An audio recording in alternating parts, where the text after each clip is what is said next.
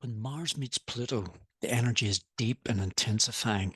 So if you're thinking about getting raunchy this Valentine's Day, check this out to see what may be in store.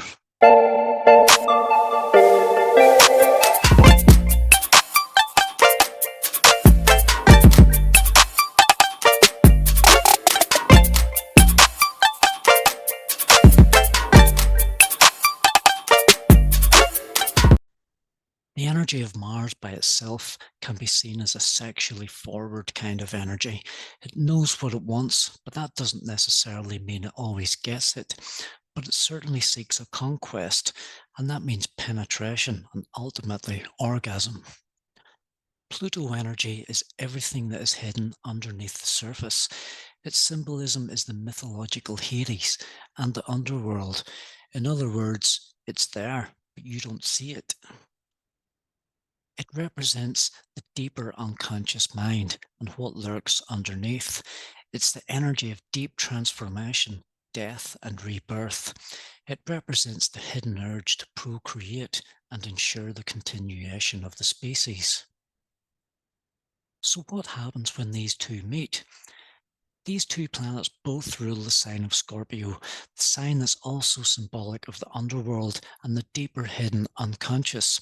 It can suggest powerful, unexplainable sexual attraction, sexual power. When they come together like this, by conjunction, they represent an unstoppable force, an energy that can be persistent in getting what it wants. It can overwhelm, take control, or even submit to a greater force.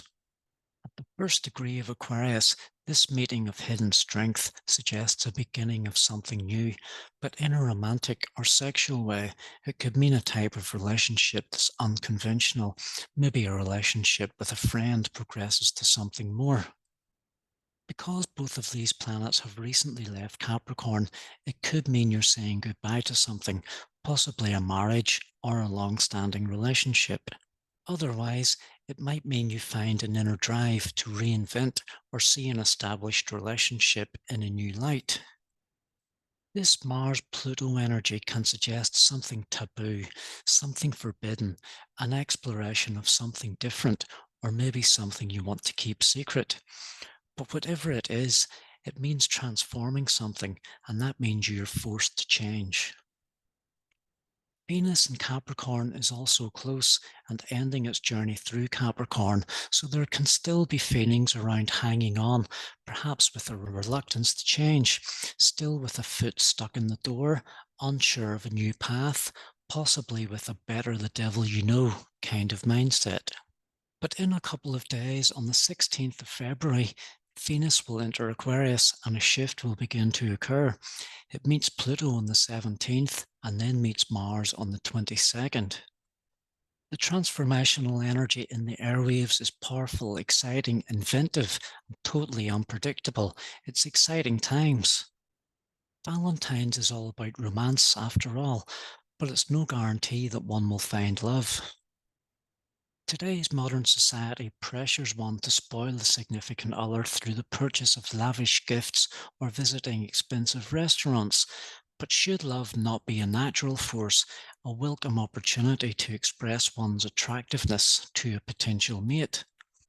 Chaucer reminds us in his Valentine's poem, The Parliament of Fowls, that spring is the time for the birds to meet and find potential suitors under the supervision of nature.